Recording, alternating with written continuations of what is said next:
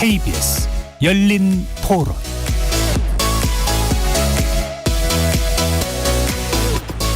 여러분 안녕하십니까? KBS 열린 토론 한상권입니다.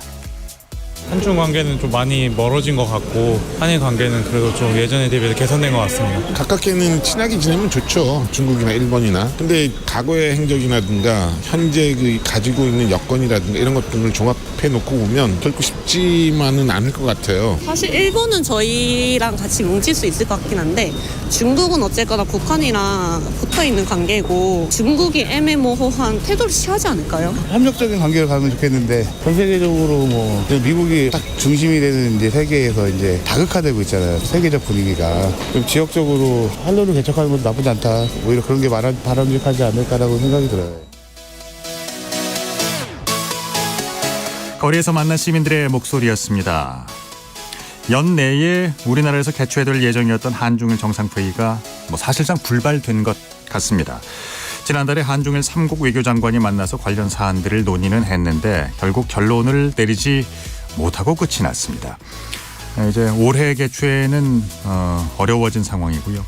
동북아 3국의 이런 복잡한 안팎의 사정들이 더해지면서 내년 초에 개최 또한 요원해진 상황입니다.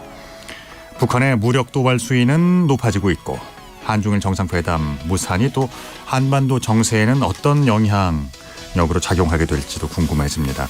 한중일 3국을 중심으로 2024년 동북아 외교 지형 변화 세 분의 전문가와 함께 논의해 보도록 하겠습니다. KBS 열린 토론 지금 시작합니다. 살아있습니다. 토론이 살아있습니다. 살아있는 토론, KBS 열린 토론. 토론은 라디오가 진짜입니다. 진짜 토론, KBS 열린 토론. 자, 오늘 함께 토론해 주실 세 분의 전문가 소개하겠습니다. 미국 전문가이신 민정훈 국립외교원 미주연구부 교수 나오셨습니다. 안녕하십니까? 예, 안녕하세요. 중국 전문가시죠. 전가림 호서대 교양학부 교수 나오셨고요. 네, 반갑습니다. 네, 안녕하세요. 일본 전문가십니다. 최은미 아산정책연구원 연구위원 자리해 주셨습니다. 어서 오십시오. 네, 안녕하세요. 예. KBS 열린 토론 문자로 참여하실 분들은 샵 9730으로 의견 남기실 수 있습니다. 단문은 50원, 장문은 100원의 정보 이용료가 있습니다. KBS 열린 토론 일라디오의 모든 프로그램 유튜브에서 함께 하실 수 있는 거 알고 계시죠? 자, 지금부터 본격적으로 시작해 보도록 하죠.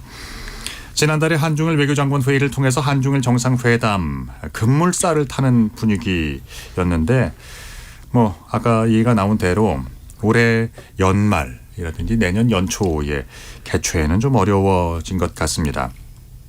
내년 상반기에도 각종 정치 일정들이 많이 있죠. 그 대만 총통 선거가 1월이고 우리 총선이 4월이고 그렇습니다. 항저우 아시안 게임 때만 해도 분위기가 괜찮았던 것 같은데 좀 거칠게 말하자면 중국이 좋은 분위기를 틀어버린 것 아니냐, 아니면 정제된 표현으로서는 좀 중국이 소극적으로 변한 것 같다는 느낌이 듭니다. 자, 여기에 대해서 세 분 차례로 한번 말씀을 해 주시죠. 민 교수님부터 시작할까요? 예, 사실 개인적으로 좀 기대를 했었습니다. 우리 정부에서 한일 관계 개선을 통해 가지고 한미일 협력을 제도화하는데 올해 상반기에 많은 노력을 기울였고요.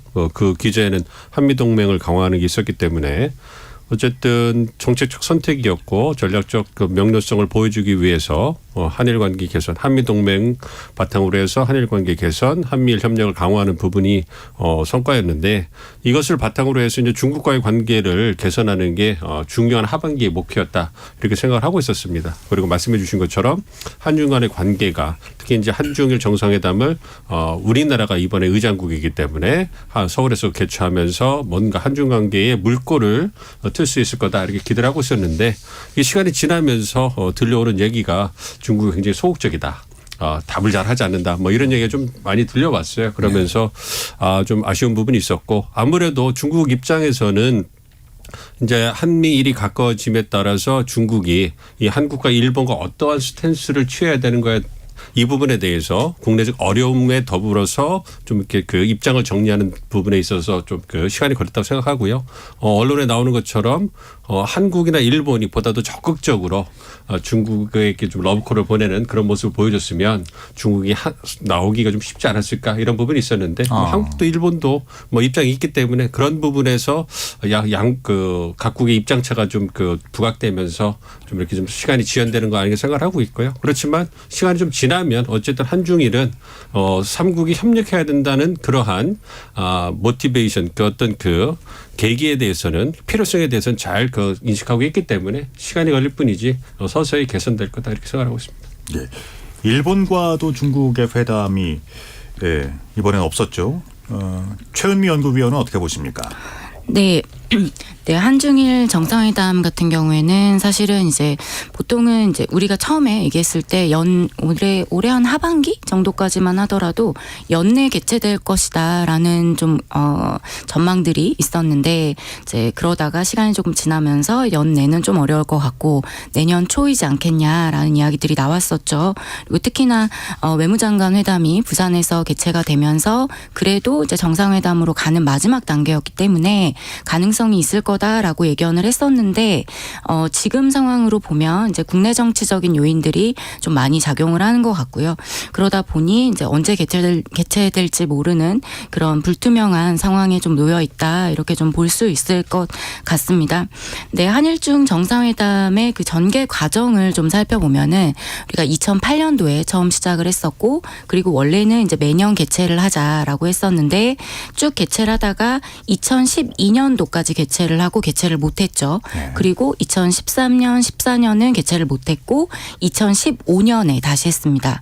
그리고 나서 3년 후에 2018년도에 했었고 2019년도를 마지막으로 현재까지 개최가 되고 있지 못한 상황인데요. 그러면 지금 이제 9차 개최할 차례인데 지금까지 어떤 상황들을 보면 그러니까 못했던 기간이 사실은 가장 길어지고 있는 기간이다라고 하는 거를 하나 말씀을 드리고 싶고요. 또 하나는 기존에는 한일중 정상회담이 개최되지 못했던 중요한 요인 중에 하나가 양자관계의 갈등이었거든요. 그러니까 네, 2012년도에도 그랬고 25년도에도 그랬고요. 그러니까 중일 간의 갈등이 있었고 한일 간의 갈등이 있었고 하다 보면 한중일이라고 하는 삼각 관계에서 한쪽이 좀 어려운 상황이다 보니까 개최되지 못하는 상황이었는데 지금은 이제 한일 관계가 개선이 된 상황이고 한중 관계도 물론 어려운 부분은 있지만 회의를 개최하지 못할 정도는 아니거든요. 네.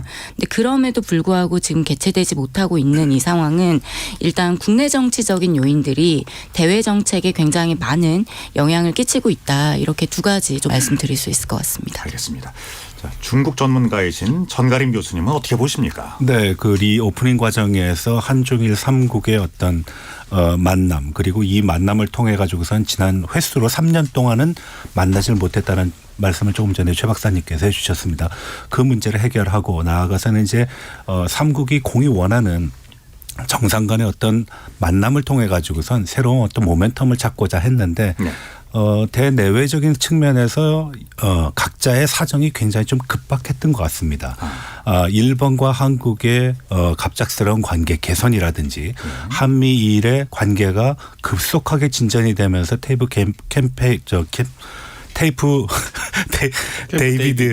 괜찮습니다. 캠프에서 나온 논의가 굉장히 큰 화제를 또 일으키기도 했고 그 화제에 대한 적대적인 관계로 지목된 대상이 바로 중국이기 때문에 중국도 굉장히 긴장하는 모습을 보였다라는 것이고요. 네. 그리고 올 초부터 지금까지 국내적으로 보게 되면은 중국 국내를 보게 되면은 내부적으로 이제 각급 그 관료들의 어떤 여러 가지 문제점들이 있었고요. 경제 상황도 상당히 안 좋고 그리고 리오프닝 이후에 기대했던 중국의 어떤 성장 모멘텀은 하나도 보이지 않고 오히려 피크 차이나라 그래가지고선 중국이 이제 갈 때까지 간 거 아니냐. 이제 내려올 것밖에 없다. 중국이 세계를 이끌고 나가는 엔진이라는 거는 그냥 기대일 뿐이다라는 회의론이 부각하면서 네. 상호 간의 어떤 문제점들이 굉장히 첨예하게 대립했다라는 겁니다. 그 중간에 가장 큰 문제점이 됐던 거는 시차가 서로 다르게 느껴졌다라는 겁니다. 중국의 입장에서 보게 되면은 너무나 갑작스러운 변화 속에서 어떻게 시간을 정해야 될지 몰랐던 것이고 일본의 경우에는 국내적인 지지도가 너무 낮았기 때문에 이 문제를 어떻게 극복을 해야 되는 문제가 있었고요. 한국은 대외관계에 있어서는 급작스러운 변화를 갖고 왔지만 그 변화 속에서 한쪽을 희생할 수밖에 없었다. 그게 바로 중국 관계입니다.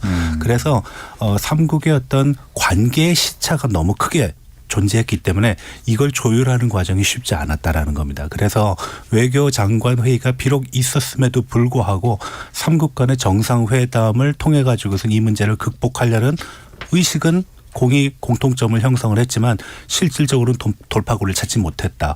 오히려 우리는 4월을 얘기하고 있습니다. 내년 총선 전에 만나는 걸 원하고 있고 중국은 4월까지는 시간이 너무 촉박하다라고 보고 있고요. 일본은 지금 기시다 후미오의 그 지지율이 너무 낮아가지고선 뭘 얘기할 수 있는 상황이 또 아니고 그래서 이런 관계의 시차 문제가 너무 극명하게 나타났다 이렇게 말씀드리고 싶습니다. 그렇군요. 그 지난달에 중국 외교부가 그렇게 얘기를 했습니다. 3자 정상회의의 개최 조건으로 좋은 분위기 그리고 성과를 얘기했는데 이게 무슨 뜻인지 좀 애매모호한데요. 네, 그렇습니다. 뭐 외교적인 용어니까 당연히 애매모호하고 그리고 그걸 해석하는데도 굉장히 큰 여지가 있는 것은 사실입니다. 근데 이제 좋은 분위기라는 것은 일단 중국이 좋지 않다라고 보는 분위기라고 해석을 하는 것이 맞을 겁니다. 한국이 미국과의 관계가 더 긴밀해졌다라는 거죠. 한미 동맹 관계가. 거기에 나가서 한일 관계가 과거에는 양국 관계가 굉장히 좀 갈등 혹은 대립 국면에 있었다라면은 지금은 더없이 좋은 상황에 들어섰다라는 겁니다. 그것이 중국이 원하는 방향은 아니라는 거죠. 그리고 그 과정 속에서 한국 정부가 남중국해라든지 대만 해협에 대한 무력에 의한 현상 타파를 반대한다라는 발표를 한 적이 있습니다. 이제 기자회견 자리에서 그런 얘기가 나왔었죠. 그래서 그런 문제도 있었고 그리고 지역 내에서의 안보 문제를 언급하면서 한미 간에 그리고 한일 간에 나아가서는 어코스라든지 인도 태평양 전략에 있어서 한국의 역할이 굉장히 부각되면서 이것이 중국으로 하여금 새로운 경쟁자, 새로운 견제 대상이 등장했다라는 데한 부담감으로 작용했을 가능성이 큽니다. 그래서 그러한 분위기가 전반적으로 중국의 입장에서는 좋지 않게 느껴졌다라는 것이고요. 그게 양국 관계를 개선하는데 새로운 좀 안 좋은 요인으로 작용하고 있다. 과거에는 사드였다 그러면은 지금은 오히려 그렇게 안보적인 공고한 체계가 중국으로 하여금 상당한 불만을 야기하고 있다 이렇게 보입니다. 그러니까 어떻게 보면 공고해진 한미일 동맹에 대해서 고개를 숙이고 들어가는 것에 대한 부담이다. 이렇게 이제 아주 직설적인 분석을 내놓는 전문가들도 있던데요. 네, 맞습니다. 뭐 그렇게 보실 수도 있고요. 그리고 그것이 상당히 마음에 안 든다라고 보시는 게 아마 중국의 입장이라고 저는 봅니다. 한 가지만 더 말씀드리면, 그러니까 그건 명분의 그 측면이고 100% 동감을 하고요.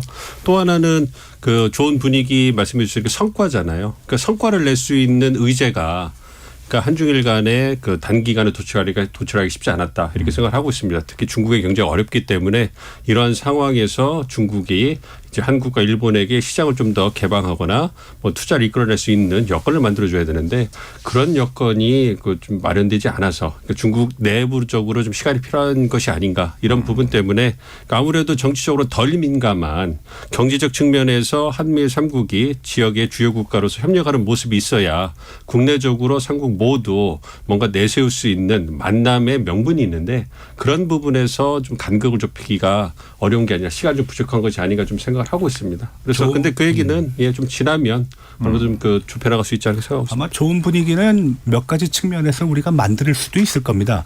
예를 들어서 이제 양안 관계에 있어서 하나의 중국 원칙은 견지돼야 된다.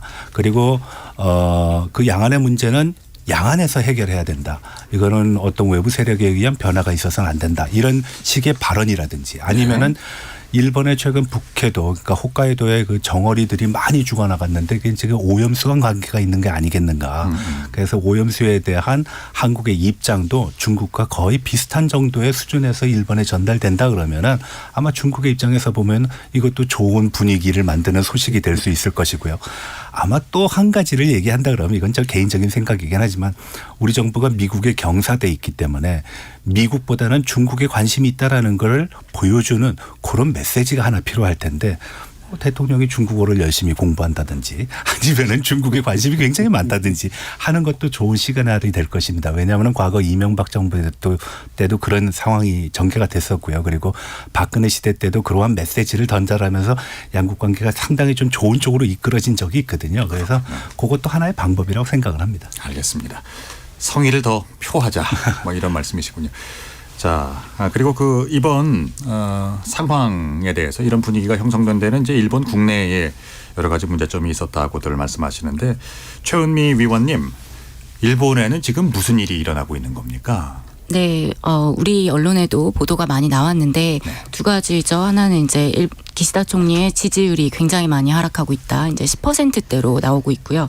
또 하나는 이제 비자금 스캔들인데요. 이미 보도가 많이 되기는 했는데 이제 간단하게 얘기하면 이런 거죠. 일본의 이제 자민당 내에 아베파라는 이제 파벌이 있는데 이 파벌에서 정치 후원금을 모으는 과정에서 이제 뭐 할당량이 좀 있었던 것 같아요. 각 의원실별로 할당량을 줬고 이만큼을 팔아라라고 했는데 그걸 넘겨서 판 거죠. 그랬을 때 그 초과 금액에 대해서 신고를 하지 않은 거죠. 그러다 보니 이제 이 비용을 신고하지 않고 사용한 것에 대해서 문제가 좀 제기가 됐고 이런 상황 속에서 아베파의 어떤 핵심 인물이라고 하는 사람들이 뭐 대표적인 사람이 그 관방장관 일본에서 이제 2인자에 해당하는데요. 기시다 총리 다음이라고 보시면 되겠습니다. 네. 그 마츠노 관방장관도 이제 해당이 돼서 사임을 했고요. 이런 상황들이 조금 이제 지속이 되다 보니까 기시다 총리 본인은 사실은 직접적인 어떤 관련은 없습니다. 그렇기는 하지만 기시다 총리의 어떤 대응에 대한 좀 부족함이라는 부분들이 많이 좀 불만이 나오고 있는 상황이고 기존에 하락하고 있던 그 지지율에서 더 하락하게 되는 요인들이 생긴 거죠. 그러다 보니 이제 사실 일본 국내적으로는 정권 자체가 지금 존속할 수 있느냐 없느냐 이런 상황이다 보니까 대외적으로 뭔가 제스처를 취하기에는 그만큼의 어떤 체력을 갖고 있지 않다 그래야 될까요? 굉장히 좀 어려운 그런 상황이라고 볼 수 있겠습니다. 각종 스캔들의 정책적인 실패가 민심 위반을 가져왔군요. 지금은 뭐 아우키 법칙인가요? 그 많이 얘기가 나오네요. 그러니까 내각 지지율하고 여당의 지지율 합산치가 50% 미만이면 정권 붕괴도 뭐 생각을 해봐야 한다 이런 얘기군요. 자, 에이펙 정상회담 때를 보면 중국과 일본 양국의 정상회담이 이루어졌잖아요. 근데 이번 부산에서 열린 그 장관회의에서는 외교장관끼리 만남이 불발됐네요. 그 어떤 이유가 있다고 보세요? 글쎄요, 외교장관 회담이 불발된 거에 대해서 근데 좀 부정적인 의견보다는 일단 기시다 총리와 그 정상회담에서 시진핑 주석이 만나서 후쿠시마 오염수 문제에 대해서 얘기를 했고 그리고 그 부분에 대해서는 사실 아직 진전이 없기는 합니다만 그 기본적인 합의는 본 거죠. 전문가 수준에서 어떤 과학적인 논의를 해야 된다라는 거에 대한 정상 차원의 합의가 있었고 그 상황에서 이제 좀 아직 뭐 실질적인 어떤 진전은 없어도 여기까지 논의가 됐었기 때문에 그 이후에 뭐 사실 그 외무장관 회담도 바로 있었기 때문에 뭐 추가적으로 더 논의할 사항이나 이런 부분은 뭐 많지는 않았었던 것 같고요. 여기에 대해서 부정적으로 해석하고 있는 것 같지는 않습니다. 그렇군요. 아까도 잠깐 얘기가 나왔습니다만 아시안 게임 때만 해도 그 시진핑 주석이 방안을 진지하게 검토하겠다고 이제 말을 꺼내놨는데요. 한중리에 대해서 한 두세 달 사이에 상황이 변했습니다. 먼저 민종훈 교수님께 여쭤보겠습니다. 어떤 이유가 작용을 했을까요?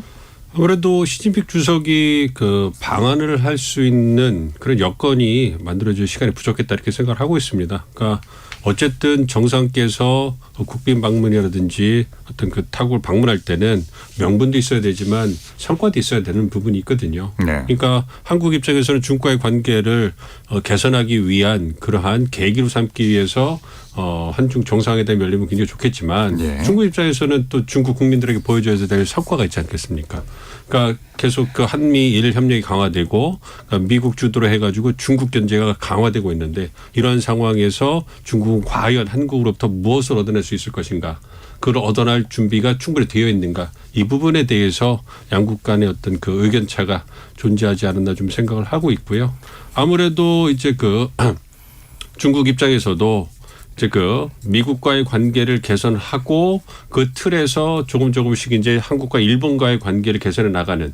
그러니까 일본 같은 경우에는 후쿠시마 오염수 문제가 있고 그에 따라서 그 수산물 수입 금지 조치가 있잖아요. 그러니까 일본과는 에이펙 정상 계기로 만나서 할 의제가 있단 말이에요. 예. 미국과는 관계 개선을 위한 계기를 만들어야 되는 그 가장 큰 움직임이 있기 때문에 가장 중요한 양자회담이었을 것이고요. 이와 더불어서 말씀드린 일본과는 중일 간의 관계 개선을 위한 의제가 있는데 그에 비해서 다자회의 계기라서 굉장히 시간이 촉박한데 한국과 중국 간은 별 시간이 그 의제가 없었고 그렇기 때문에 시간을 내기가 어렵지 않았는가 이런 좀 생각을 하고 있습니다. 그래서 그 부분은 우리 이제 외교 당국이 좀 더 좀 신중하게 더 생각할 부분이 있다. 왜냐하면 정상끼리 만날 때는 분명히 뭔가 성과를 낼 수 있는 의제가 있어야 또 실무 차원에서 움직일 수 있는데 그런 부분에서 좀 그 미흡했던 부분이 있는 게 아닌가 그런 부분도 있거든요. 그렇기 때문에 이러한 그 경험을 바탕으로 해서 그래서 이제 말씀드린 것처럼 한국과 중국 간에 그러니까 한국도 중국과의 관계를 개선하기 필요한 거고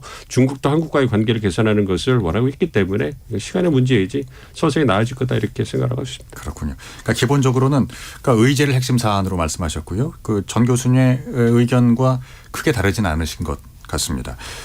안 그래도 그 에이펙에서 중국이 미국과는 만나고 일본과도 만났잖아요. 근데 한국과의 만남이 이제 없었단 말이죠. 그래서 뭐 그냥 그 축자적으로는 중국이 한국에 대해서는 어떤 이제 미중 관계는 상수이고 한중 관계는 변수인가 그 후순위로 한국이 밀리게 된 것인가 뭐 자연스럽게 이제 나오는 얘기입니다. 네. 예, 여기에 대해서는 어떻게 생각하세요? 우리가 보통 선후환급을 많이 얘기하기 때문에 이게 순위에서 밀린 것은 아니겠는가라고 보통 해석을 하는 경우가 많습니다. 그런데 예. 실상은 조금 전에 민 박사님께서 말씀하신 것처럼 성과를 쌓아 나가야 되는 것이거든요. 그게 어느 정도의 정점에 이르게 되면은 그때 비로소 이제 정상 간의 만남이 있게 되는 것인데 리오프닝 이후에 에이펙 기간 동안에 우리가 성과를 쌓을 만한 그런 하위 레벨에서 혹은 중위 레벨에서 그리고 고위 레벨에서의 접촉이 많지 않았습니다. 그리고 거기에 또 실어 나를 수 있는 몇 가지 주요 이슈라든지 현안 같은 것들도 그다지 많지 않았습니다. 그래서 조금 노골적인 표현이긴 합니다만 우리 외교부에서는 할 얘기가 없었다. 현안이 없다. 그래서 못 만난 것이다. 그리고 만날 이유도 없었다라고 표현을 했는데 뭐 외교적인 표현은 아닙니다. 네네. 설령 그렇다 하더라도 그렇게 예. 표현하는 건 아닌데 하여간 그만큼 쌓아놓은 그 어떤 과정이 없었다라는 것이죠. 그 과정을 만들어 나가는 것이 굉장히 중요하다. 근데 이제 제가 좀 우려하는 거는 이 과정을 위한 만남보다 결과를 우리가 먼저 선택을 하게 되면은 그 과정 속에서 여러 가지 문제가 나올 수 있습니다. 예를 들어서 우리는 내년 4월에 뭐 선거가 있기 때문에 그 선거에 맞춰서 시진핑의 방한이라든지 아니면 또 우리의 방중이 기획된다면은 하나의 모멘텀으로 작용할 가능성이 있지만 이것이 자칫 잘못하면 한국의 외교적인 공간을 축소시키는 부작용으로 작용할 수도 있다. 근데 내년의 시간을 보게 되면은 중국에게도 시간표상으로 여유 있는 내용들이 별로 없습니다. 3월 달에는 양회라는 걸 하고요. 그리고 적어도 한 10월, 11월 가서 페루에서 있는 에이펙 회담 때나 한중 정상이 한번 만날 텐데 그때는 너무 늦어지는 것이 아니겠는가. 그래서 서로 조바심, 누가 시간에서의 조바심을 더 억제할 수 있느냐 그러한 과정이 지금 관건이 아닌가 생각합니다. 여름도 힘들다고 보세요? 네, 여름도 힘듭니다. 그렇습니까? 네. 자, 이번에 그러니까 미국과 중국 관계가 상당히 좀 완화된 느낌이 듭니다. 물론 이제 기조에 변한 게 아니겠습니다만은 바이든 행정부가 지금 중국에 원하는 것은 무엇일까요, 민 교수님? 그러니까 에이펙 정상회의 계기로 이제 미중 그 양자회담이 열렸잖아요. 거기서 미국이 반했던 건 분명했어요. 그러니까 중국과의 관계를 관리하겠다. 그러니까 그 미국과 중국이 경쟁은 하되 이것이 관리되지 않은 경쟁이 돼가지고 양국 관계가 극단으로 치닫는 것을 막아야 된다. 예. 특히 지난 8월에 그 펠로시 전 하원 의장이 대만을 방문하고 나서 중국이 이제 미국과의 군사 채널을 완전히 끊어버렸거든요. 그리고 이제 그 미국 입장에서는 대만 해협이나 남중국해에서 자유의 항해 작전을 계속 하는데 여기에서 중국과 어떤 군사적 우발적 충돌이 생길 가능성을 배제할 수가 없거든요. 근데 그것이 이제 확전이 돼가지고 뭔가 그 양국 간의 관계가 뭔가 악화일로로 치닫는 것 이것은 미국도 원하는 게 아니에요. 그러니까 경쟁은 하되 관리된 상황에서 미국의 이익을 지켜나가는 것이 바이든 행정부가 원하는 것이기 때문에 그런 측면에서 바이든 행정부는 중국과 어떤 정상회담을 통해 가지고 군사 채널을 복원을 하고 우리가 관리되는 상황 속에서 경쟁을 해나가자 이런 입장이었고 중국 입장에서는 그 상황이 싫죠. 왜냐하면 중국도 나름대로 자기 경제 발전을 위해서 노력하고 있는데 계속 미국이 못 살게 구니까 계속 불편하지 않습니까? 근데 어쨌든 중국이 미국에 비해서 상대적으로 힘이 약하니까 중국은 이제 어쨌든 간에 투자를 유치해야 되고 경제 상황을 회복하기 위해서 그리고 첨단 기술의 핵심 분야에서 수출 통제가 굉장히 심하게 오고 있잖아요. 그런 부분에서 뭔가 전환할 수 있는 계기를 만들어야 되기 때문에 아무래도 중국 입장에서는 미국과 대화를 이제 재개하는 것이 필요하다. 이런 모멘텀이 있을 거고요. 그렇기 때문에 보여주는 거에 있어서 실질적으로 양국이 뭘 얻어갔느냐 이런 부분에서 크게 성과가 없을지 모르겠지만 어쨌든 양국 정상이 만나서 관계를 관리하고 그리고 전통적인 무역이나 이런 부분에 있어서는 지속하되 첨단 기술 핵심 분야에서는 계속적으로 경쟁을 해나가겠다. 이런 부분을 확인한 것은 내년에 아무래도 2024년이 되면 미중 간의 무역이라든지 어떤 민감한 그런 첨단 핵심 분야가 아닌 상황에서는 관계가 조금 개선되는 모습을 보여줄 걸로 기대를 하고 있습니다. 네. 그러면 그 일본과 중국 얘기를 좀 해보죠. 후쿠시마 오염수 방류 이후로 관계가 상당히 악화됐잖아요. 근데 이제 에이펙에서는 그 양국이 중국과 일본이 만났습니다. 어떤 의제가 있었다고 보세요? 네. 최 의원님. 네, 아무래도 이제 후쿠시마 오염수 문제가 제일 컸고요. 후쿠시마 오염수 방류한 이후에 중국에서 일본산 수산물에 대해서 전면 수입 금지를 했죠. 네. 그래서 오늘 계속 이제 의제 말씀을 해주셨는데 일본의 입장에서 봤을 때는 이제 꼭 만나야 될 이유가 있었던 거고 의제가 있었기 때문에 일본에서도 계속 이제 중일 정상회담이 이루어질 것인가에 대해서 주목을 많이 했고 실제로 그 회담에서도 이런 내용들이 많이 이루어졌던 걸로 알고 있습니다. 그래서 오늘도 사실은 이제 어제 오늘에서 보도가 많이 나왔었던 것 같은데요. 네. 후쿠시마 오염수 방류 이후에 이제 중국에서 수입 금지를 이제 하다 보니까 그걸 이제 한국에다가 다 보내는 게 아닌가 예, 이런 이제 기사가 많이 나왔었는데 뭐 이제 그 얘기는 뭐 질문이 나오면 더 드리는 걸로 하고 일단 앞서 질문 주신 대로 이제 에이펙 정상회담으로 초점을 맞춰서 얘기를 해보면 역시나 일본에서는 이제 그런 의제가 있었고 얘기를 했어야 했고 그리고 어떤 식으로든 이제 중국의 어떤 전면 수입 금지 이 부분에 대해서 해제를 해달라라고 하는 어떤 그 해결 노력이 필요했던 그런 상황이었습니다. 네. 일본의 대중국 전략이란 건 뭡니까? 굉장히 어려운데 이제 일본의 대중국 전략을 한마디로 얘기하기는 좀 어렵겠지만 기본적으로 일본은 이제 전후 질서 수립 과정에서 뭐 이제 얘기부터 시작하면 좀 어렵겠지만 이제 전후 질서 수립 구조라는 게 있었죠. 그래서 일본 외교를 보면 이제 미일 동맹은 일본 외교의 기축이라는 표현이 나옵니다. 그래서 그만큼 일본 외교에 있어서 본래 미국과의 관계를 굉장히 중시하는 나라고 미일 동맹이라는 것은 일본 외교에서는 빠뜨릴 수 없는 거죠. 이러한 상황에 대해서는 중국도 충분히 인지를 하고 있을 거라고 생각을 하고 그러다 보니 중국과 일본과의 관계라고 하는 거는 어디까지나 미일 관계 위에 세워진 관계라는 거죠. 그래서 실제로 어떤 이제 중국과의 갈등이 있다고 하더라도 미국과 입장을 강화하면서 경제적인 실리를 여태까지는 많이 그렇게 취해왔던 걸로 알고 있고요.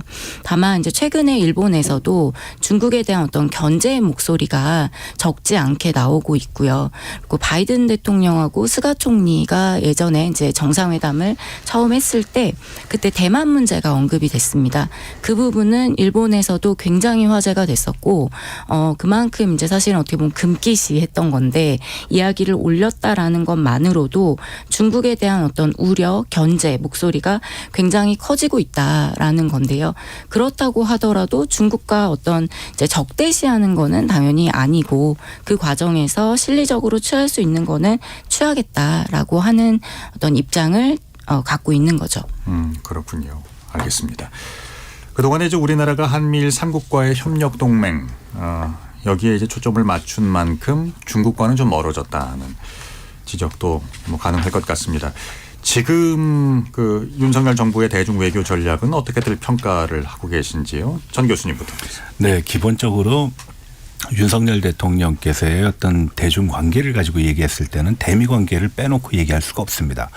대미 관계는 확실한 변화가 있었다. 그리고 그 변화는 적어도 우리가 얘기하는 동맹 관계 공고화라든지 한미 관계의 어떤 구축을 통한 영내의 어떤 영향력 확대 에 있어서는 굉장히 긍정적인 역할을 했다.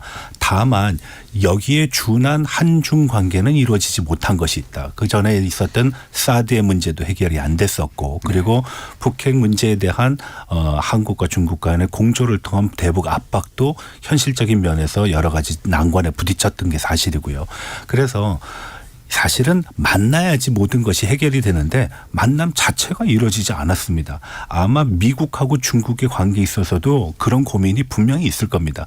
지금 중국을 상대하는 모든 국가에서 가장 고민스러운 것 중에 하나가 중국의 내부 문제가 됐든 아니면 중국의 대외 문제로 인한 것이든 중국이 다른 나라와의 접촉면을 상당히 과거보다 축소시켜 왔고 그리고 여러 가지 접점을 줄여왔던 것이 가장 큰 문제다. 그래서 한중 관계를 개선하기 위해서 여러 가지를 쌓아나가야 되는데 그 쌓아나가는 것이 지금 쉽지 않다라는 것이고요. 그것이 또 현안이 되지 않았기 때문에 정상회담까지도 이어지지 못했다라는 겁니다. 그래서 지금 윤석열 대통령은 대미 관계를 하는 것만큼 한중 관계를 개선하기 위해서는 접점을 많이 넓혀야 되고 그리고 접촉을 많이 해야 되는데 그런 면에서는 조금 아직까지는 또 문제점이 있다. 그래서 아까 전에 제가 말씀드린 여러 가지 우리가 던질 만한 이슈들이 있다. 뭐 양안 관계 문제도 있을 수 있고 남중국해 문제 그리고 대북 문제 일본 문제 나아가서는 정 안 되면은 우리 중국에 관심이 있어서 대통령까지도 중국어를 배운다라고 얘기하는 것도 하나의 이슈가 될 거라는 겁니다.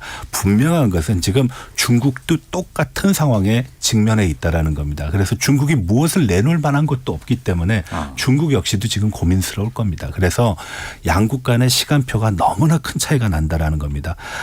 이거 자칫 잘못하면은 25년도에 한국에서 열리는 에이펙 회담에서나 한중 정상이 만날 수도 있습니다.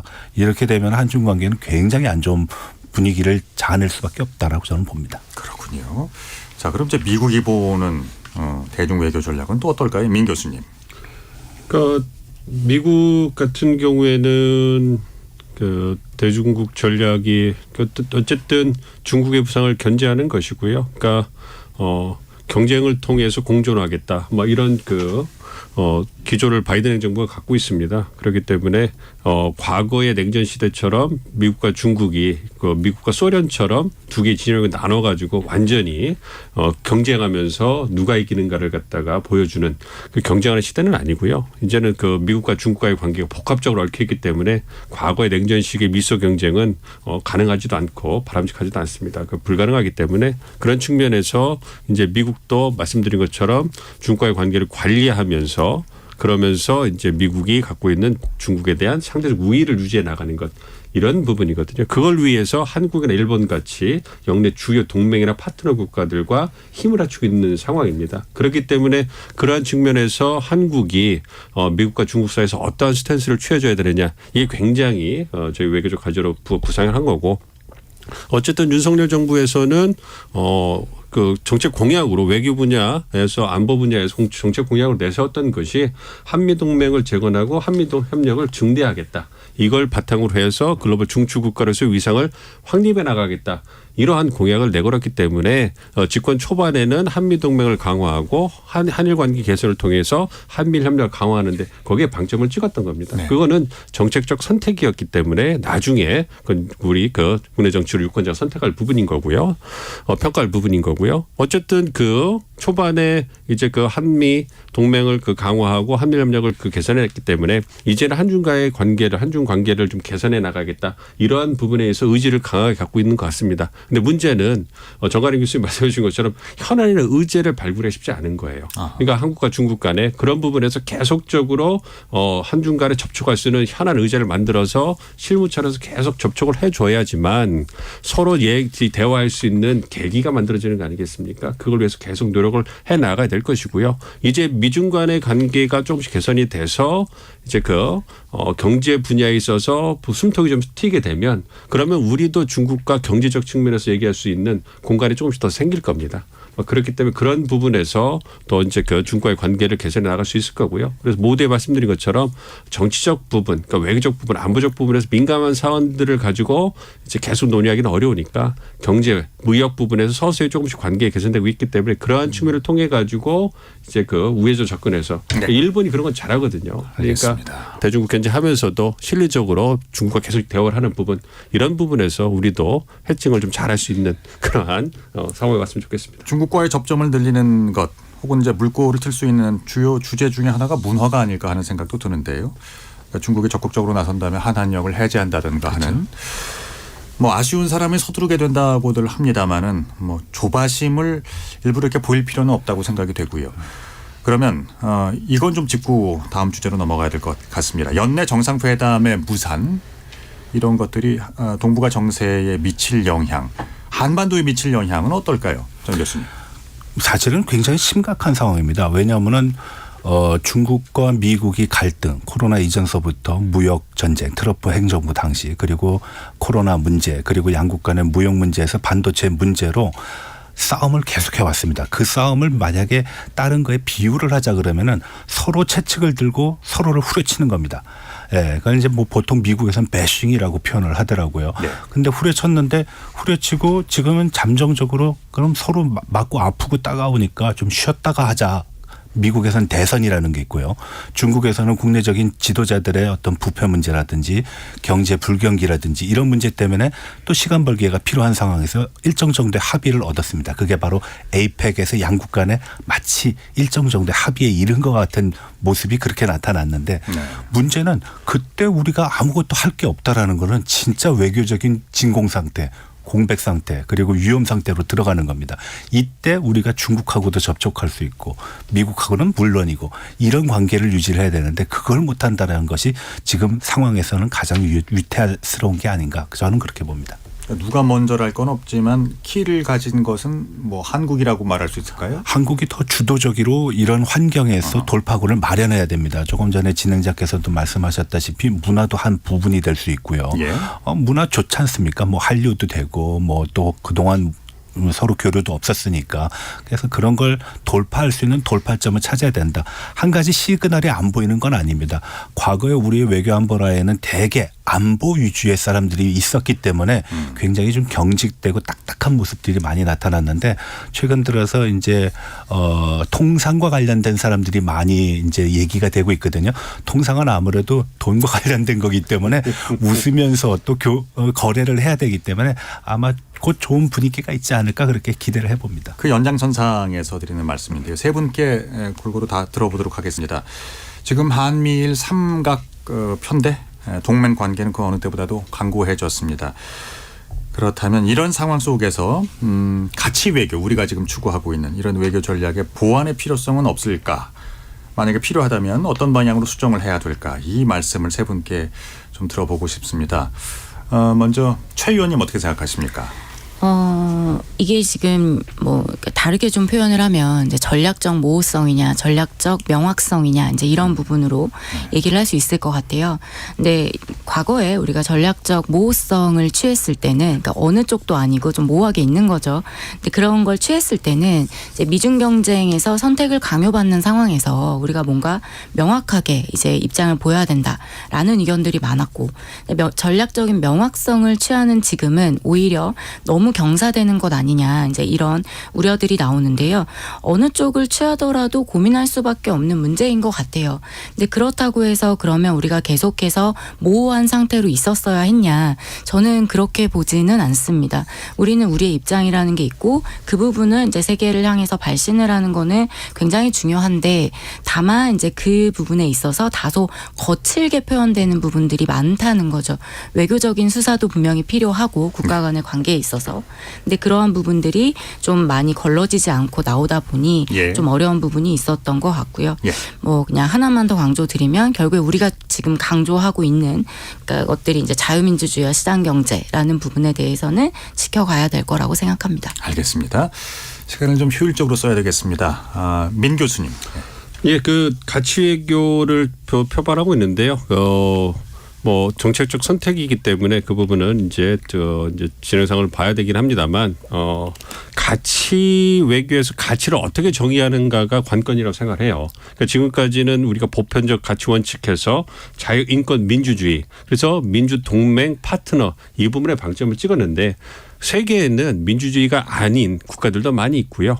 어떤 다른 형태의 정치 시스템을 갖고 있고 다른 문화를 갖고 있는 국가들이 많이 있습니다. 예를 들어 중동 국가들 같은 경우에는 여전히 왕조를 유지하고 있기 때문에 그런 국가들에게 민주주의를 갖다가 같이 이제 하자 이런 얘기는 쉽지 않거든요. 그렇기 때문에 가치라는 외교를 할 때 가치를 좀 더 폭넓게 본다면 그래서 그 국가들이 이제 그 굉장히 중요시하는 게 주권을 수용하고 그다음에 이제 경제적 번영, 지역 평화 이런 부분에 대해서는 굉장히 공감대 형성이 좋거든요. 그러니까 우리 입장에서 한미일 협력 그리고 유럽의 민주 동맹들과의 관계를 돈독하는데 1차적으로 성공했다면 이제는 가치 외교에서의 가치의 정의를 보다 좀 넓게 해서 보다도 우리가 포용적으로 글로벌 중축 국가가 될 수 있는 그러한 뭔가 좀 유연성과 융통성을 보여줄 때가 됐다. 이러한 보다 그 가치 외교가 보다 폭넓게 적용된다면 그런 측면에서 우리의 외교적 공간도 더 넓혀질 수 있을 것이다 이렇게 생각하고 있습니다. 알겠습니다. 정가림 교수님. 네, 조금 전에 민 교수님께서 아주 정확한 지적을 해 주신 것 같습니다. 가치에 대한 포괄적인 의미를 담는 거 그리고 지금까지 우리가 가치를 모호하게 했기 때문에 여러 가지 고민을 했다가 그걸 선명하게 하면서 일종의 그 한미 간의 관계, 한일 간의 관계가 개선이 됐고 우리 또 국제사회의 우리 위상도 증대가 됐는데 여기서 또 한 가지 첨언을 한다 그러면은 일관성이 굉장히 중요하다. 선명해지고 포괄적인 것만큼 일관성이 중요하다. 여기서 만약에 한 발 뒤로 빼는 모습이 나오면은 아마 지금까지 손을 같이 잡고 있던 사람들도 우리 손을 놓을 수도 있다. 그래서 적어도 일관성, 포용성 그리고 선명성 이것이 지속적으로 좀 유지돼야 될 필요가 있다라고 저는 봅니다. 알겠습니다. 가치 외교에 있어서의 그 가치의 의미를 좀 더 확장할 필요가 있다는 말씀이시고요. 그래서 더더욱이 그 어느 때보다도 한국의 외교력은 엄중한 시험의 시기를 맞이하고 있는 것 같습니다. 지금 시각이 8시 2분 지나고 있는데요. 토론이 진행되는 동안 보내주신 우리 청취자 여러분들의 의견 들어보겠습니다. 정의진 문자캐스터 전해주시죠. 네, 지금까지 청취자 여러분이 보내주신 문자들 소개합니다. 전지성님. 그동안 중국에 대한 외교적 투자가 없었는데 지금 와서 중국과 손을 잡으려 하니 제대로 되지 않는 거겠죠. 앞으로 외교 노선에 변화가 필요해 보입니다. 3085님. 지금이라도 중국과 가까워지려는 노력은 중요합니다. 우리는 중국과 가치를 공유하는 것이 아닌 경제적 이익을 공유하기 위해서라도 적극적인 교류가 필요합니다. 중국은 미국과 함께 G2 국가인 것을 잊지 말아야 합니다. 호랭이님. 외교에서 가장 중요한 건 실익 아닐까요? 한중일 정상회의 개최 여부를 논하기 전에 그 정상회의에서 우리가 뭘 얻을 수 있는지부터 고민해야죠. 미국, 중국, 일본과의 관계에서 전략적이고 노련한 외교 정책이 필요해 보입니다 해주셨고요. 4905님, 북한발 안보 위기가 커지고 있습니다. 북한을 적으로 규정한 미국, 일본과의 협력은 필수적이죠. 중국과의 관계 개선도 필요해 보이지만 미국, 일본과의 동맹 강화는 한반도 평화를 위해 더 중요합니다. 5053님. 내년에 우리나라 총선도 있지만 미국, 인도, 대만 등 수많은 나라에서 정치적 이벤트가 있습니다. 세계적 외교와 경제 면에서 불확실이 엄청 커질 것 같아요. 어느 한쪽을 열고 닫는 외교가 아닌 다자를 조율할 수 있는 균형 잡힌 정책이 필요할 것 같습니다. 라고 보내주셨네요. 네, KBS 열린 토론. 이 시간은 영상으로도 생중계하고 있습니다. 유튜브에 들어가셔서 KBS 일라디오 또는 KBS 열린 토론을 검색하시면 지금 바로 토론하는 모습 보실 수 있습니다. 방송을 듣고 계신 여러분이 시민 농객입니다. 계속해서 청취자 여러분들의 날카로운 시선과 의견 보내주세요. 지금까지 문자캐스터 정의진이었습니다. 상대 얘기 중에서도 맞는 얘기가 있잖아요. 그러면 예, 거기까지 동감이 이루어졌으니까 그럼 또 요 다음 가시죠. 무슨 정반합 이렇게 가야 되거든요. 이기고 지는 걸 떠나서 좋은 결론을 도출해내셨으면 좋겠어요. 선 넘지 않는 그런 토론. 별로 의미는 없을 것 같아도 그래도 그런 자리가 자꾸 있어야 뭐가 변화가 있을 것 같아요. 그렇게 하다가 보면 뭐라도 하나 얻어 걸리는 게 있겠지요. 시민농객 여러분을 기다립니다. 평일 저녁 7시 20분 KBS 열린 토론. KBS 열린 토론 한중일 정상회의의 무산 배경 그리고 2024년 내년도 동북아 정세를 전망해보는 시간을 갖고 있습니다. 전가림 호서대 교양학부 교수, 최은미 아산정책연구원 연구위원, 민정훈 국립외교원 미주연구부 교수 세 분 모시고 있습니다. 자, 내년도의 한반도를 둘러싼 정세, 이게 이제 외교적 지형에 영향을 미칠 만한 요인들, 그러니까 내년도 2024년도를 한번 전망해 보도록 하겠습니다. 어떤 요소들이 한반도의 외교 지형에 영향을 미치게 될까요? 이제 세 분 이제 미국, 중국, 일본 전문가시니까요. 한 분씩 좀 연결해서 국내 상황과 그 국내 상황과 내년도 동북아 정세 어떻게 연결시켜서 들어볼까요? 미국은 뭐 내년 미국 대선이 있지 않습니까? 그래서 내년의 국제 정세를 가장 그 좌우할 만한 그러한 이벤트로서 미국 대선이고, 거기서 떠오르는 분이 이제 그 도널드 트럼프 전 대통령이기 때문에 트럼프 대통령이 당선되느냐, 바이든 대통령이 재선에 성공하느냐, 이것에 따라서 대외 정책 기조가 판이하게 달라질 거기 때문에 동북아 정세라든지 미중 경쟁이라든지 우크라이나 전쟁이라든지 이스라엘 하마스 전쟁이라든지 그다음에 북미 관계라든지 이 부분에 있어서 굉장히 많은 변화가 일어날 수 있기 때문에 이 부분에서 정말로 많은 관심을 가지고 지금 이제 미국 대선의 추이를 좀 지켜보고 있습니다. 그 시진핑 국가주석이 미국에 가서 한 얘기 중에 그러니까 대만과의 통일이 뭐 당분간 계획이 없다는, 이것보다는 아주 적극적으로 그 의사를 밝혔다는 내용이 우세하던데요. 그렇습니다. 이제 아무래도 그 정관영 교수님께도 더 잘 아시겠지만 그 대만 문제는 중국에 있어서 굉장히 핵심 이슈고 분명히 하고 싶었을 겁니다. 시진핑 주석 입장에서는 대내적으로 뭔가 내세울 메시지가 필요했고요.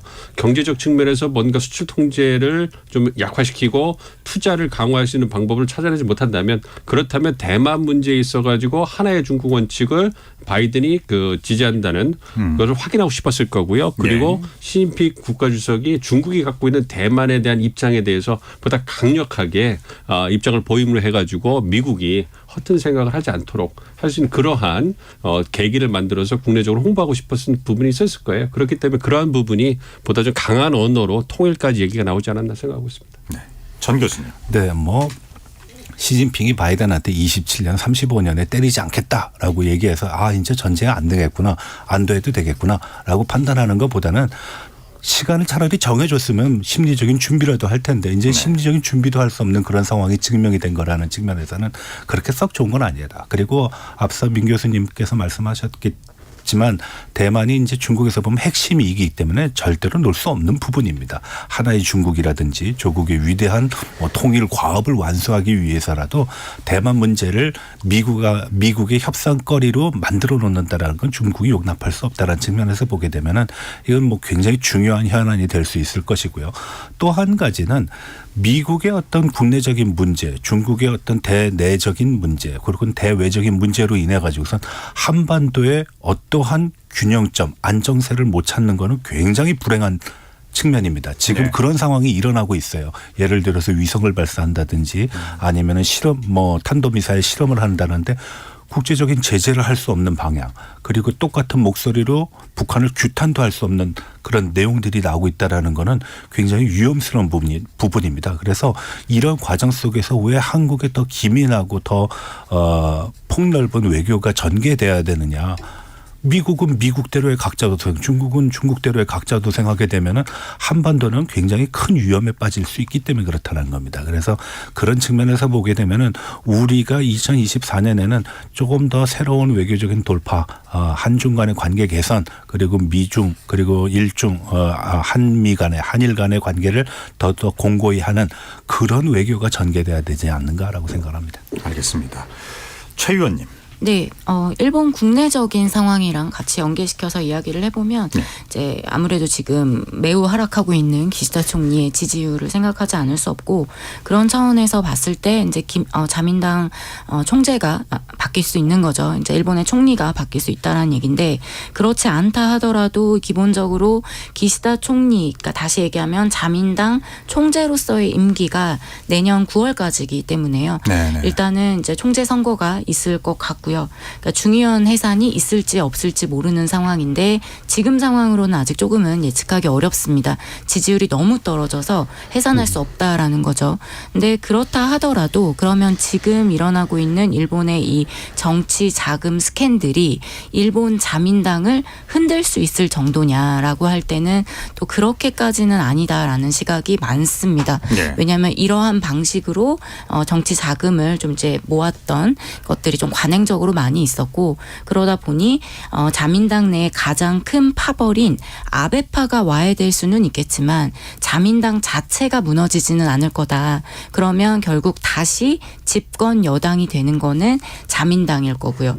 그 상황 속에서 이제 일본 외교를 봤을 때 기본적으로 자민당이 가지고 있는 큰 스펙트럼이라는 게 있는 거죠. 굉장히 이제 소위 우리가 얘기하는 극우부터 이제 중도 우파까지 있는 건데 누가 정권을 잡을지는 모르겠지만 기본적으로 자민당이 추구하는 외교 노선은 달라지지 않을 거다. 저는 이렇게 보고 있습니다. 그렇군요. 창당 이래 자민당의 오랜 세월 동안 그 놓치지 않는 장기 집권 그 모습을 보면 참 기이하죠. 네. 일본에서만 일어날 수 있는 현상인가요, 그게? 뭐 많지는 않은데요. 그래도 이제 일본도 역시나 이제 자민당 또한 선거로 선출이 된 정당이고 네. 또 이제 왜 그럼 자민당이 장기 집권을 하느냐 여기에 꼭 따라 나와야 되는 질문은 왜 그럼 야당은 집권을 하지 못하느냐 이 부분을 같이 생각을 해야 된다라고 봅니다. 알겠습니다. 자, 그럼 우리 얘기를 해보겠습니다. 내년 4월이죠. 총선. 대한민국의 총선 결과와 동북아 정세 어떻게 연결지어서 이야기할 수 있을까요? 민 교수님. 예, 그 한미 관계, 한중 관계는 내년 우리 총선 결과가 큰 영향은 받지 않을 거라고 생각을 하고 있어요. 그러니까 미중 관계는 워낙 큰 우리 전략적 환경이고 그리고 이 미국과의 관계, 중국과의 관계는 아무래도 이제 행정부 중심으로 해가지고 국민적인 공감대가 어느 정도 형성돼 있기 때문에 네. 한미 관계가 총선 때문에 흔들린다 이거는 뭐 상상하기는 쉽지 않고요. 중국과의 관계도 우리가 계속 논의한 것처럼 한중 관계를 개선해야 된다는 모멘텀은 있기 때문에 예. 총선 결과에 상관없이 현 정부에서 지속적으로 개선에 나를 노력할 거라고 생각하고 있습니다. 문제는 한일 관계라고 생각을 합니다. 아무래도 윤석열 대통령이 선제적으로 일본과의 관계를 개선하기 위해서 이제 그 적극적인 모습을 보였고 이제 우리 정부가 일본 정부 요구하는 것은 우리가 그 물컵에 반을 채웠으니 나머지 반컵은 일본이 채워줘야 된다. 이걸 계속적으로 요청을 하고 있는데 일본이 잘 따라주지 않고 있거든요. 그런데 만약에 내년 총선에서 여당이 패배를 하거나 뭔가 집권 그 대통령 현 정부의 그 불리한 결과가 나오게 되면 과연 이러한 상황에서 일본이 어떠한 판단을 할 것이냐. 특히 아까 이제 차 박사님 말씀해 주신 것처럼 기시다 총리가 굉장히 낮은 지지율을 고생하고 있지 않습니까? 이런 상황에서 보수적인 그 구구주의자들, 일본 구구주의자들의 반대를 무릅쓰고서 어떤 한국을 도와주기 위해서 뭔가 적극적으로 선제적인 조치를 할 것이냐. 그런 위험을 감수할 만한 정치적인 그러한 그 위험을 걸겠느냐. 이런 부분에 대해서 좀 부정적이거든요. 예. 그렇기 때문에 내년 총선의 결과를 해서 한일 관계, 한국과 일본이 지금 여당이 갖고 있는 어떤 정치적 상황이 녹록치 않기 때문에 그러한 측면을 고려해 본다면 우리 정부의 선제적 정치적 그 결정을 통해 가지고 한일 관계를 개선한 그런 모멘텀이 잘못하면 흔들릴 수도 있는 그러한 상황이 올 수 있기 때문에 지속적으로 우리 외교 당국이 일본에 요청하는 것은 이제는 일본이 보다 적극적으로 움직여서 물가의 반을 채워야 된다. 네. 이제 행동으로 옮겨라. 계속 요청을 하고 있거든요. 그런 부분에서 일본이 보다 적극적으로 나와주기를 기대하고 있습니다. 예, 최 의원님도 동감하십니까? 네, 동의합니다. 예. 한국 총선은 일본에서도 관심이 굉장히 높고요. 그러니까 현 정부에서 말씀해 주셨던 대로 이제 한일 관계 개선을 위해서 선제적인 역할을 했기 때문에 여기에 대한 일본의 신뢰도 있습니다. 상당 부분 있는데 다만 이제 현 정부가 이제 총선에서 조금 이제 불리한 그런 결과가 되었을 때 일본에서 우려하는 거는 지금까지의 이런 흐름에 변화가 있는 것 아닌가.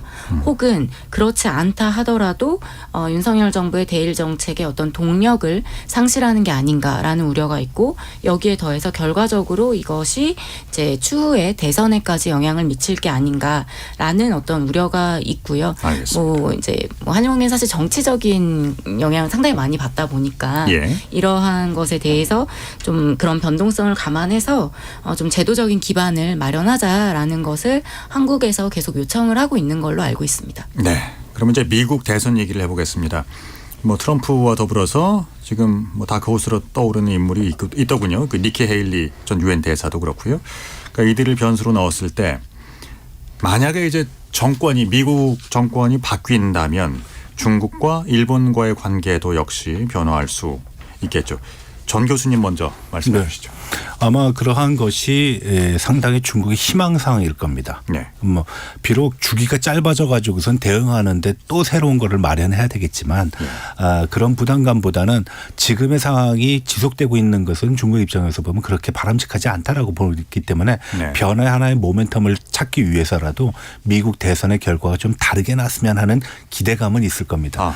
그런데 이제 이 과정 속에서 우리가 주목해야 될 거는 민주공화 양당이 같은 목소리를 가지고 중국에 내게 되면은 또 중국의 희망사항과는 전혀 무관하게 전개가 될 수 있다라는 거죠.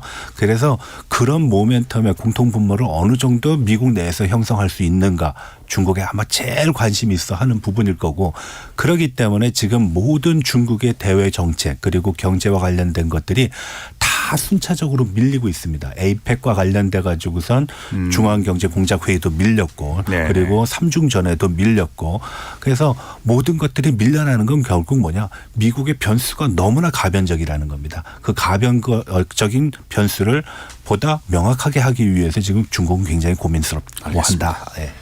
일본은 어떻습니까? 네, 일본에서도 마찬가지로 이제 미국의 대선 굉장히 이제 주의 깊게 보고 있고, 근데 미국은 일본은 그런 건 있는 것 같아요. 기본적으로 미국과의 관계가 이제 굉장히 중요하다라는 거에 대해서는 모두 공감하고 있는 내용이고, 예. 특히 만약에 트럼프가 다시 재선을 한다라고 했을 때 과거에 아베 총리가 굉장히 트럼프에 공을 많이 들였었기 때문에 이제 여기에 대한 어떤 안도감도 한쪽으로는 있지만 그건 어디까지나 아베 총리 개인이 했다는 거죠. 그러면 그 다음에 나오는 총리가 누가 될진 모르지만 그만큼의 어떤 돈독한 관계를 형성할 수 있을까? 그리고 안정화시킬 수 있을까? 지속적으로 미국이 이 지역에 관여할 수 있도록 할 수 있을까에 대한 이제 우려는 있는 걸로 알고 있습니다. 트럼프 때는 어땠죠?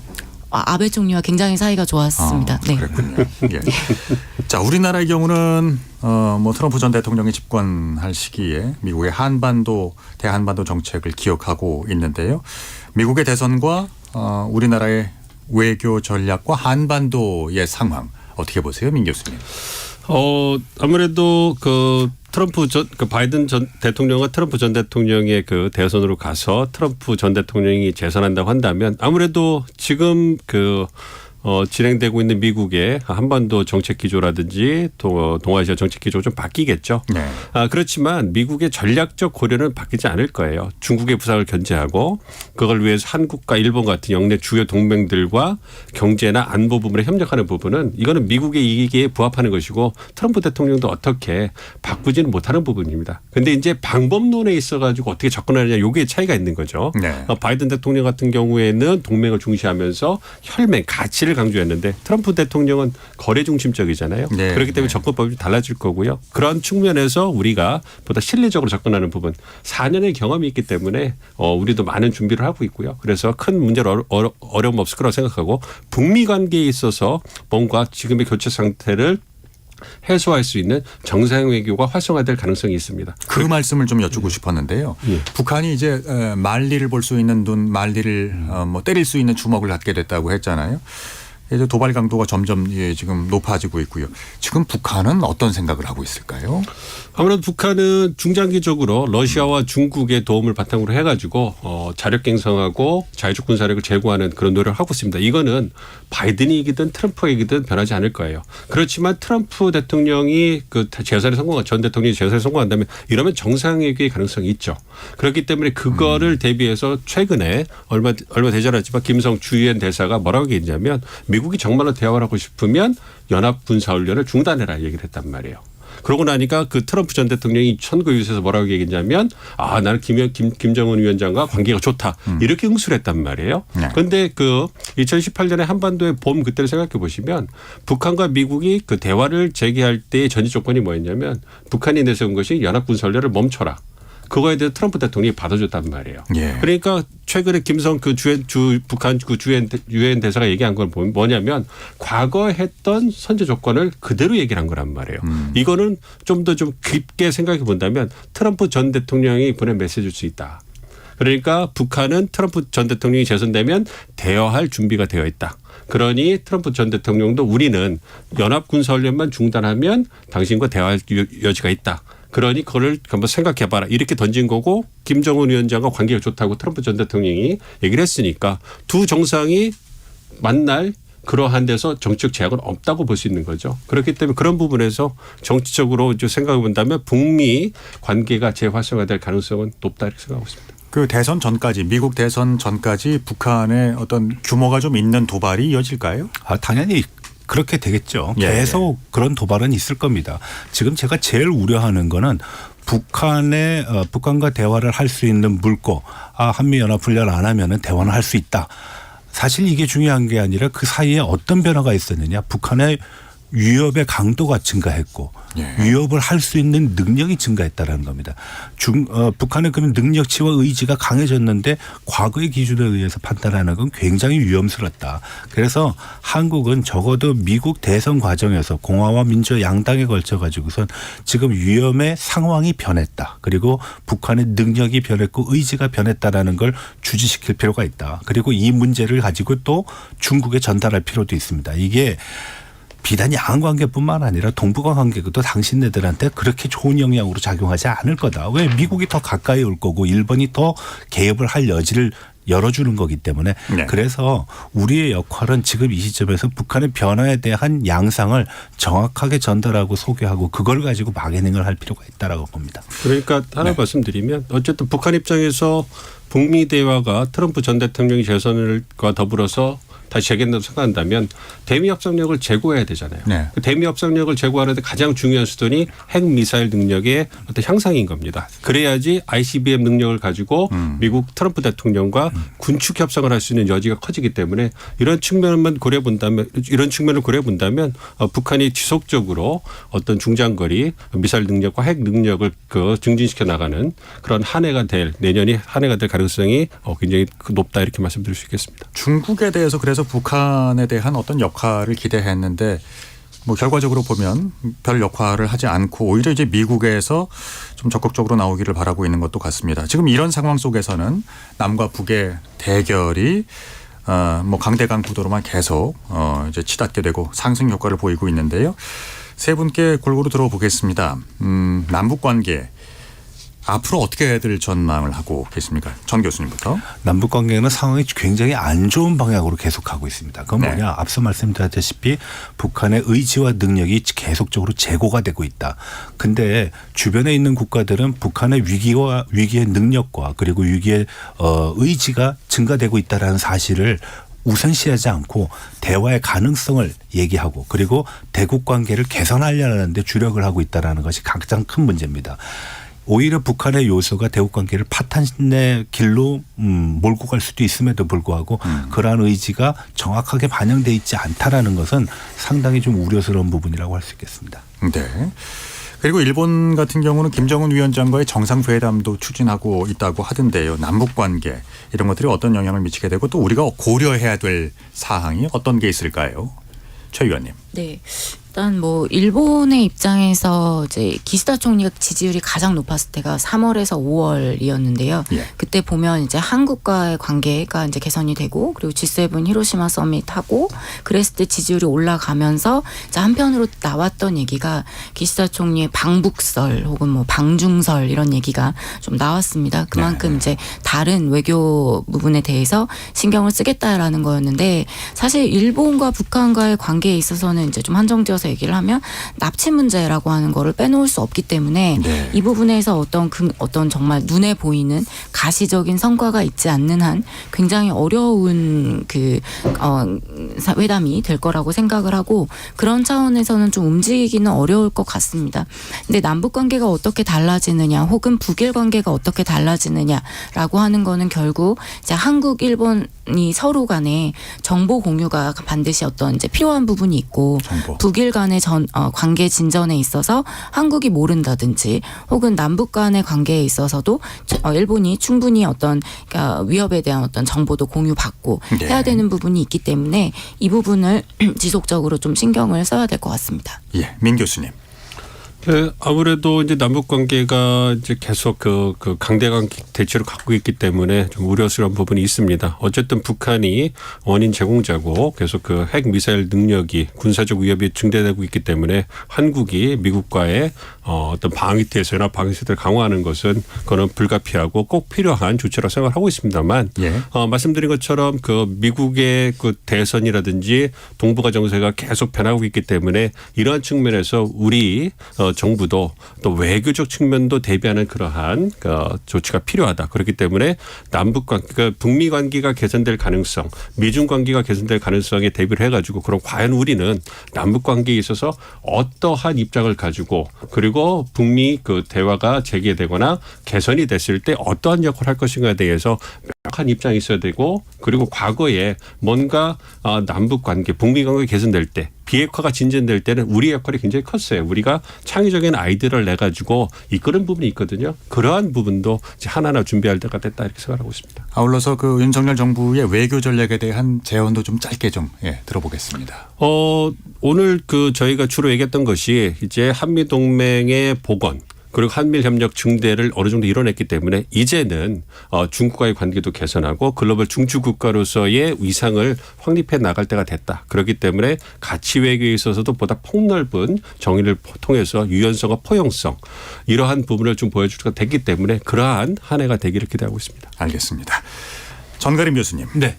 뭐 외교라는 거 누구와는 관계가 소원하고 누구와는 관계가 더없이 좋고 이런 말이 나오면 안 됩니다. 다 어느 정도 비슷비슷해야 되고 그래야지 그게 약점이 되지 않고 장점으로 작용할 수 있기 때문에 그런 측면에서 좀 주력할 필요가 있다. 지금까지 우리가 윤석열 대통령의 외교를 얘기를 할 때 상당히 좀 좋은 평가를 많이 하고 있음에도 불구하고 항상 좀 아쉬움으로 남는 것이 한중 관계였는데 그런 측면에서 보게 되면은 윤 정부의 이제 한중 관계 개선이라는 과제가 지금 눈앞에 떨어졌다. 그 문제를 적어도 24년도에는 상당 부분 해결할 수 있기를 기대해 봅니다. 동북아에서 키를 잡고 있는 게 우리나라라고 말씀하셨는데. 예. 그렇게 하는 것이 굉장히 중요하죠. 왜냐하면 우리가 양자의 역할을 다 전달할 수 있는 입장이라는 겁니다. 아하. 예, 그리고 그것이 또 우리가 갖고 있는 어떤 힘이 되는 부분이기도 합니다. 민 교수님께서 계속 말씀하시는 중추적인 외교, 중추 국가로서의 역할이 바로 그런 추를 어느 쪽으로 옮기느냐, 항상 가운데 무게 중심을 맞춰주자라는데 거기에 힘이 있다라고 저는 봅니다. 알겠습니다. 자, 최 의원님 1분. 는 못 드리겠네요. 50초 드리겠습니다. 예. 네, 아닙니다. 그냥 저는 그냥 짧게 말씀드리면 이제 올해 우리의 외교를 보면 굉장히 좀 속도감 있게 진행을 해왔던 것 같습니다. 이제 이렇게까지 한 번에 많은 일을 한 적이 있었나 싶을 정도로. 근데 이제 속도감을 보였다면 사실 이제 그 다음에 해야 될 일은 내실이 있어야겠죠. 그만큼 내용도 체화되고 이제 계속 강조하는 국민이 체감할 수 있는 어떤 외교라는 얘기를 계속 하는데 그만큼 좀 더 내실 있는 외교가 이루어지길 바랍니다. 예. 오늘 KBS 열린 토론 1부에서는 올해 한중일 정상회의의 무산 배경과 의미에 대해서 말씀 나눠봤고요. 또 내년도 2024년 동북아 정세와 우리의 외교 전략에 대한 이야기 아주 귀한 의견들을 들어봤습니다. 오늘 함께해 주신 최은미 아산정책연구원 연구위원, 민정훈 국립외교원 미주연구부 교수, 전가림 호서대 교양부 교수 세 분께 말씀 정말 잘 들었다고 특별한 말씀을 드려야 될 것 같습니다. 고맙습니다. 자, 지금까지 KBS 열린 토론 한상권이었습니다. 고맙습니다.